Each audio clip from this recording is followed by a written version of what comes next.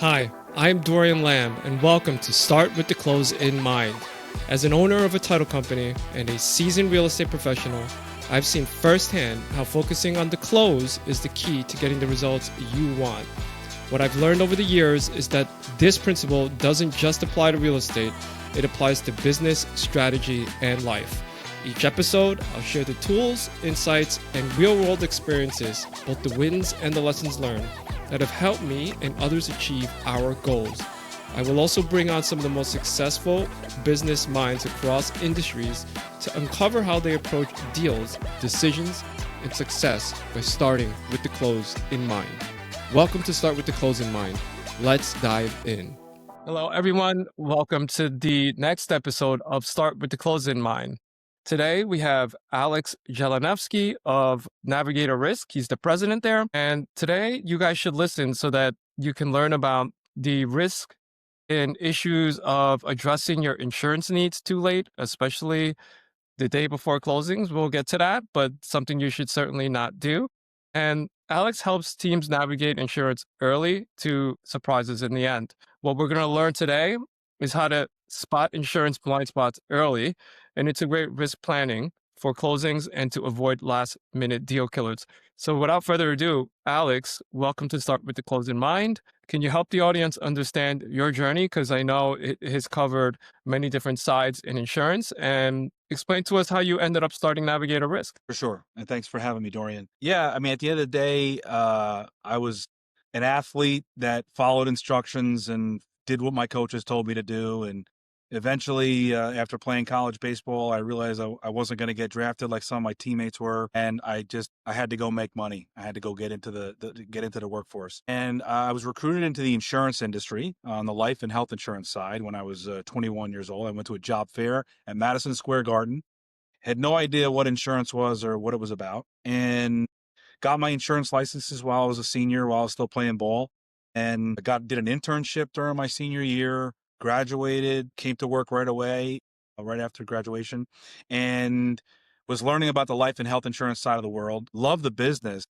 Hated starting from scratch, knowing nobody and nothing. It was just a really, really, really difficult business. Anybody who knows the life insurance world just knows it's a difficult industry to start in. So I actually left the industry and after 2 years, and I went to go work for a construction company, family-owned construction company, and I did that for 10 years. And it was a great learning experience. I got to learn a lot about business. I got to learn a lot about system process, kind of just how construction works. So when I left that, I knew three things actually. I knew baseball, I knew insurance, and I knew construction. And I said, well, baseball, I'm not going to earn a living in baseball anymore. So I got to look at the other two. And so I came back into the insurance industry, but this time on the commercial P&C side, and was focusing on contractors and real estate. The two things that I got to know pretty well when I was working in the construction industry. And in doing so, I found that I had a very unique perspective because now I had actually run a business. I had actually run, manpower. I had actually worked with and designed projects, but I also understood the insurance side. So I felt like I could really provide a lot of value to the construction and real estate industry. And that was the journey. That's how it started. And so as time went on, I eventually, learned about this buzzword called risk management. And I really didn't understand what it was. And I really thought it was kind of like hocus pocus kind of stuff. And most people think risk management is just buying insurance, but risk management is way more than buying insurance. It's just insurance is just how you finance the risk, or one way. And after running my own practice for a little over 10 years, I realized that there was something in the way of my message. I like to solve people's problems. I don't like to be commoditized. And what I found was that because I was a broker, people just saw me the same as any other broker. And that's fine. There's nothing against any brokers. I work with many of them. But at the end of the day, my concern was what I do has nothing to do with brokerage. So I shouldn't have that kind of be the label under which I am. So in 2021, I started Navigator with the idea of we do not sell insurance. Our sole focus is to get to someone's insurance why.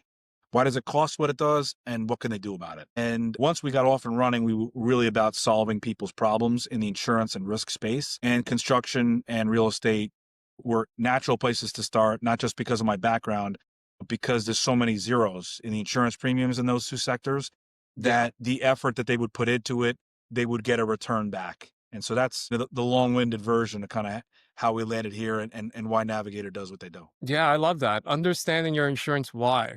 That's that's a that's a great way to frame what you do and make it easily understood. And very similar to us, we are unfortunately a commoditized business. And ultimately though, you have to find ways to add value, and a big part of that is problem solving, right? So we share that kind of same framework. And it's actually why, I feel that we felt we could put a show together on this topic, because you also share the philosophy of starting with the close in mind. For you, it's starting with the end in mind, right? It's understanding your insurance why. Is that the gap that you saw though, I'm when it sorry. came I to, missed your question. I missed is your that question. the gap that you saw though when you started Navigator Risk? Was it you saw that the insurance products being sold and the measures that could be taken to actually reduce the risk, there was a gap there and that's where you could fit in? Or help me calibrate that better. Yeah, good question. So I think the main thing was that people don't realize what kind of control and influence they actually have over their insurance premiums. And so most folks felt that the insurance that they were buying is effectively a black box. I know that I have to pay X, but I don't understand why it costs so much or what I can do about it. I know that when I'm a customer and someone shares with me a price that I'm buying that I don't find a requisite value between what I'm buying versus what I'm getting, I always question what goes into it. What am I getting? And what I found was that in the insurance world, you can't get a loan without insurance. You can't operate a business without insurance. So people, because they have to have it, they then don't understand the value they're getting back for buying it or why there's so many zeros attached to it. So I really, the motivation really came from helping people understand why it costs what it does and then what they can do to control that number. Right.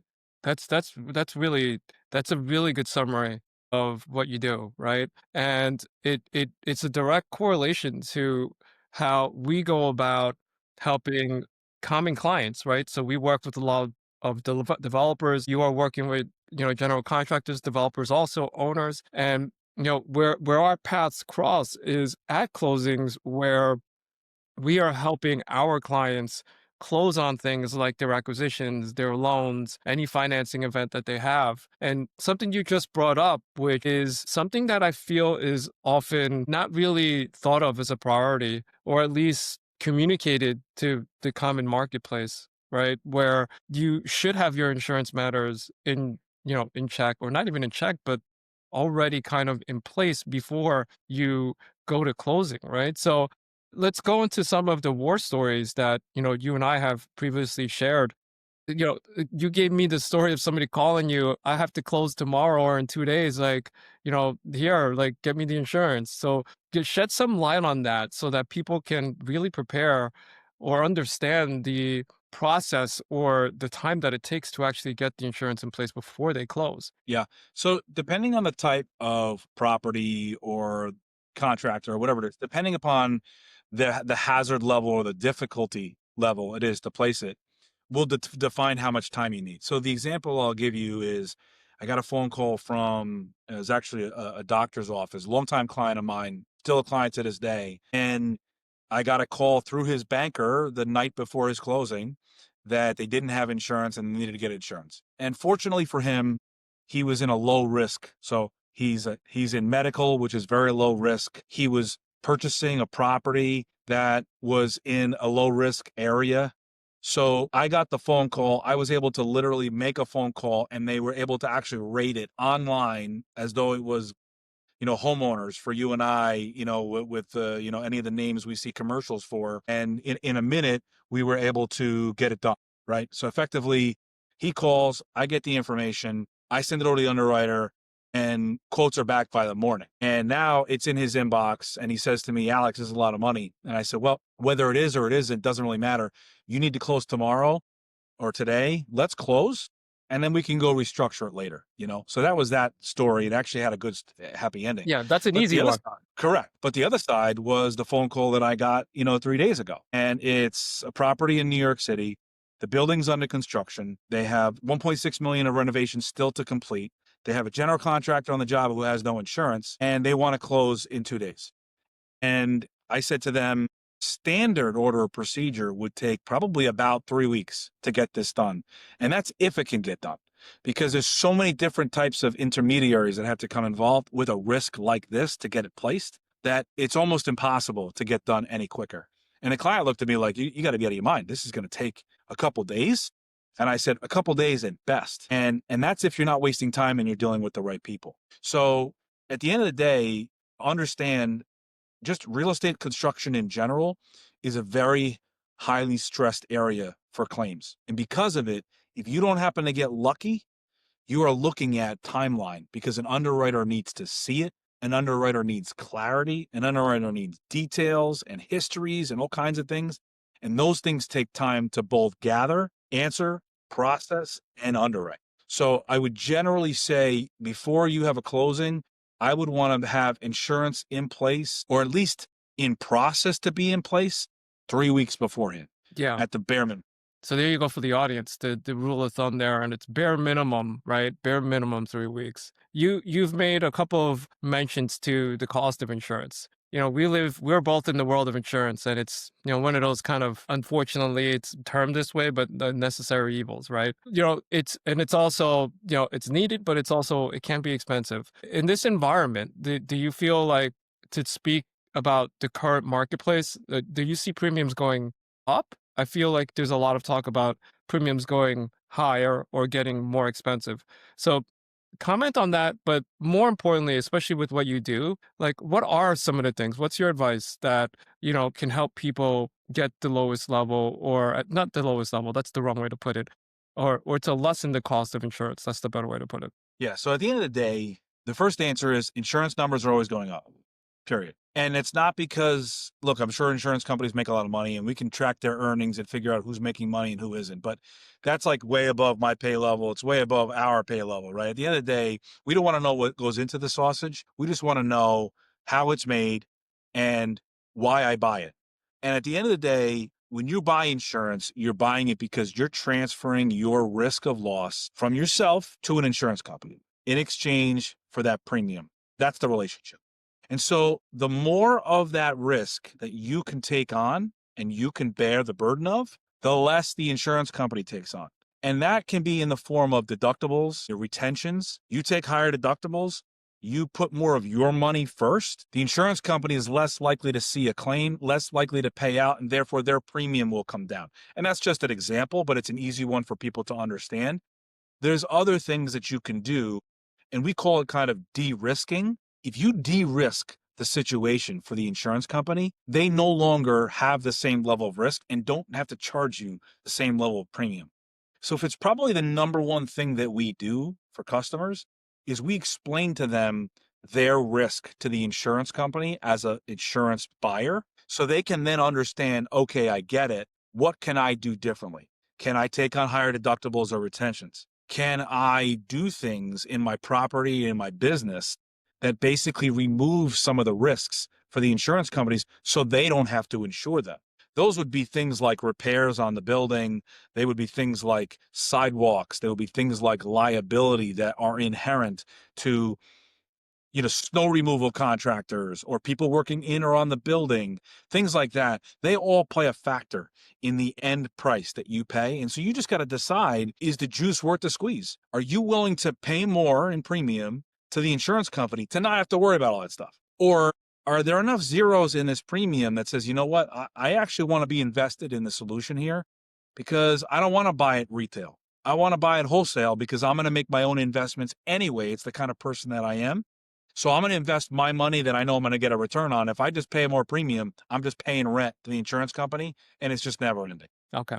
So with that, right, there's just this common feeling that it's like, just always go with the cheapest insurance, right?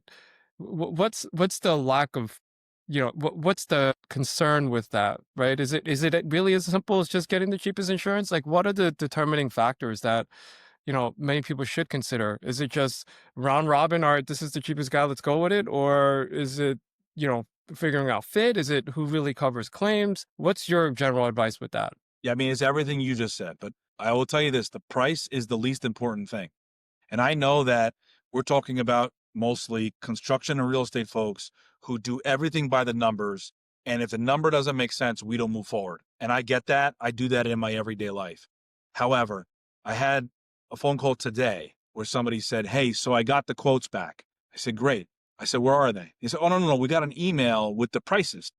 I said, "I have to tell you, the price is the least important thing. What it covers is what's most. If somebody gives you a price, it's like somebody saying to you, I will sell you a car for $2,000, but you have no idea if it's got four wheels, an engine, doors, or anything else." The thing to be very clear on is that every single insurance policy is an individually negotiated contract. And so just like you're going into a contract, a sale, or anything else, there's clauses in there that can make or break the deal. And so an insurance quote is no different. I see quotes that come in, the price looks great, the name of the carrier looks great, but then we see construction exclusions, we see bodily injury exclusions, we see all these other exclusions, and ultimately, that's where all the real risk lies.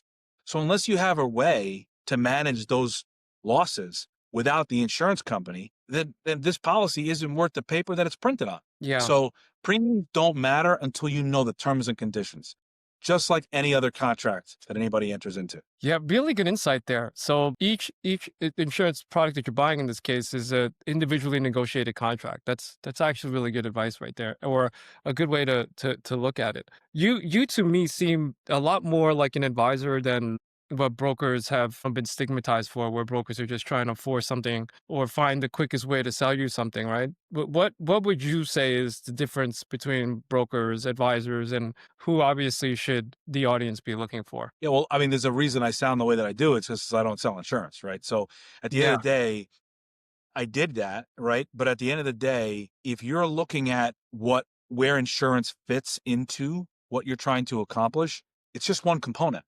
If you're buying a building, yes, you might need insurance because you're going to have a loan. But if you don't have a loan, then the first thing you're going to say is, "Why do I need insurance?" And you're going to start talking about what insurance provides you and what that cost is for that insurance, that premium, and whether or not it brings you enough value back. There are plenty of folks in parts of the country where insurance rates have gotten so high that if they don't have a mortgage, they don't even have insurance, because they basically think that if I have to spend $300,000 a year on insurance for a home that I think I can rebuild for $1 million, let's say, then I'll just self-insure, because at 3 years, I've already rebuilt the house, call it a day. And I'll take that risk on myself. So just understanding where insurance fits into the picture. What I'll say is this, there's a tremendous amount of really great brokers out there. And there are a lot of people who protect. Just like real estate agents, there's a lot of real estate agents that do a great job. And there's a bunch of folks who don't even know what goes into the profession. Insurance brokerage is exactly the same.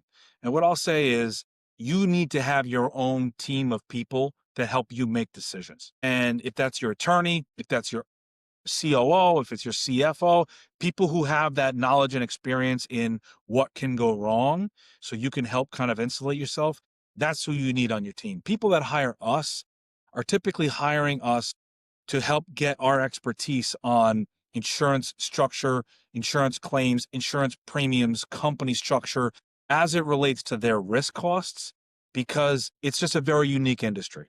At the end of the day, since we don't sell the product, but we know what goes into how it's made, we can help you understand that maybe the insurance you're buying, you can only buy it one way. However, how you insure your business goes into how your business is structured. Maybe you're buying real estate under individual LLCs, but ultimately those LLCs all roll back into a trust or whatever it is. So how you buy your insurance for one of these individual properties actually ties back to how your trust is set up and how your LLCs are set up. It's not about I'm buying insurance for a property at 123 Main Street. It's about, where does that fit into my overall what I'm trying to accomplish? And that's what we do. We get into figuring out what kind of coverage do you actually want or need, and then what's the most efficient way to buy it? Because if you just go buy it like off the shelf, what you might be buying is actually wrong for you. Yeah. And that's a really good definition of the difference between an insurance broker and insurance advisor, right? The broker is going to sell you what you think you need, right? Where the advisor is going to really look at the bigger picture and explain to you what you may or may not need, or how you can structure things so that it makes more sense, right? Instead of just, all right, hey, broker number one, I just need this, insurance in order to close. You get what you think you need, and then it ultimately, bigger picture, doesn't really make sense, right? That's really cool. I like that about what you do. Slow you down from one perspective. A lot of times, if a broker is just kind of taking the order, so to speak, to I need to insure 123 Main Street. Okay, here's your quote. Sometimes it's not even the broker's fault that they took that approach, because at the end of the day, you came to them with a problem. Your problem wasn't, can you solve my risk situation? Your problem was, I need a policy tomorrow. So they asked the questions to the problem that you posed. But if you didn't know what your actual problem was, you may not even have known what to share with the broker, because you were just thinking, I just need a policy. So part of understanding that whole piece is to be able to slow down enough to see the big picture. And there are plenty, and I mean plenty, of pros who run laps around me in terms of what I know about insurance, because they're just such great technicians. But sometimes if you don't see the big picture, you just see the need, you're just focusing on that need. So that's what the beauty of having a little bit more time presents, is it allows you to say, my problem isn't my closing is on Friday. My problem is I think I need insurance because they're telling me, but I'm not even sure what I need. When you start that way, you actually can get to the cause of, okay, well, let's talk about, do you need it? And let's talk about what you need. Let's talk about why you need it. Let's talk about how it fits into the bigger picture. And that's how you make sure you buy the right product for your situation, rather than just going to the library and taking something off the shelf. Yeah.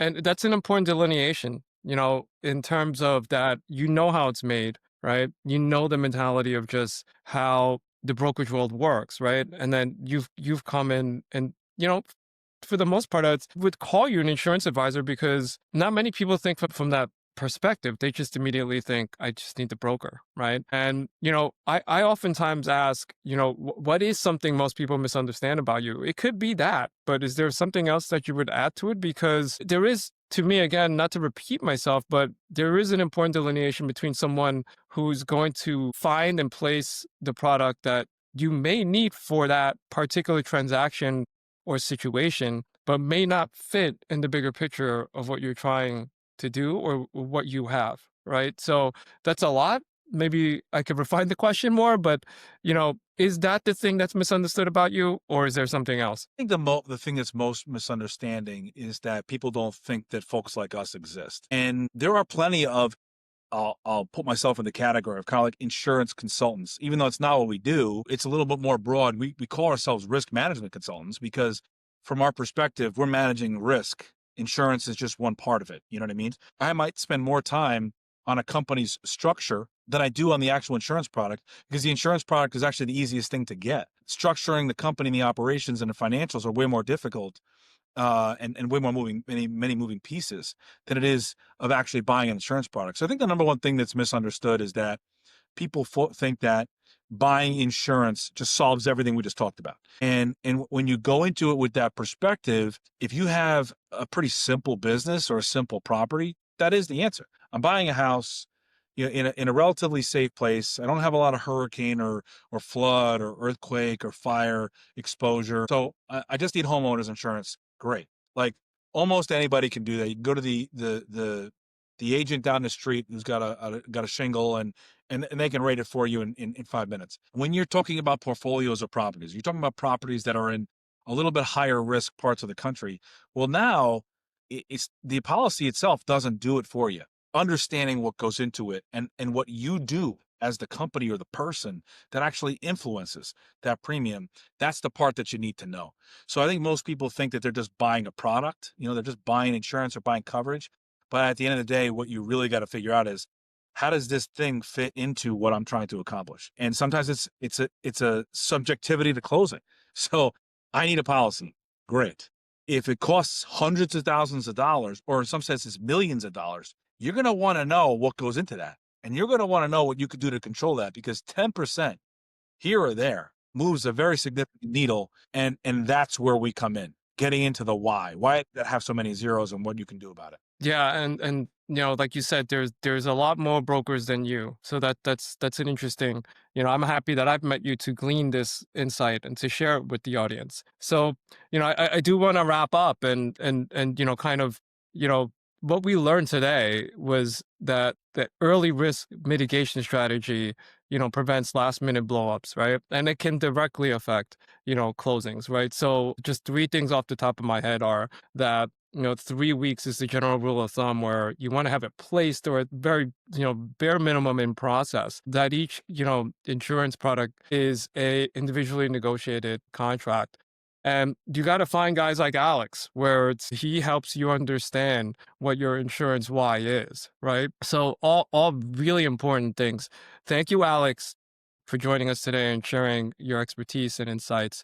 Where can the audience find you? So there's a couple places, but they're mostly on LinkedIn. We have an association that we started to help our clients how they buy certain products. So there's an association called the Advocate Association online and on LinkedIn. And we have our own podcast, which is called the Advocator Podcast. And that podcast is on LinkedIn and everywhere else you could find it. And Navigator Risk Management. You can find us also online. And yeah, so between the Advocator, everyone should listen to it, and Start with the Close in Mind. Everyone should listen to that, right? That should give you the idea of that you should always start with the end in mind, or in my case, start with the close in mind. Thank you, everyone.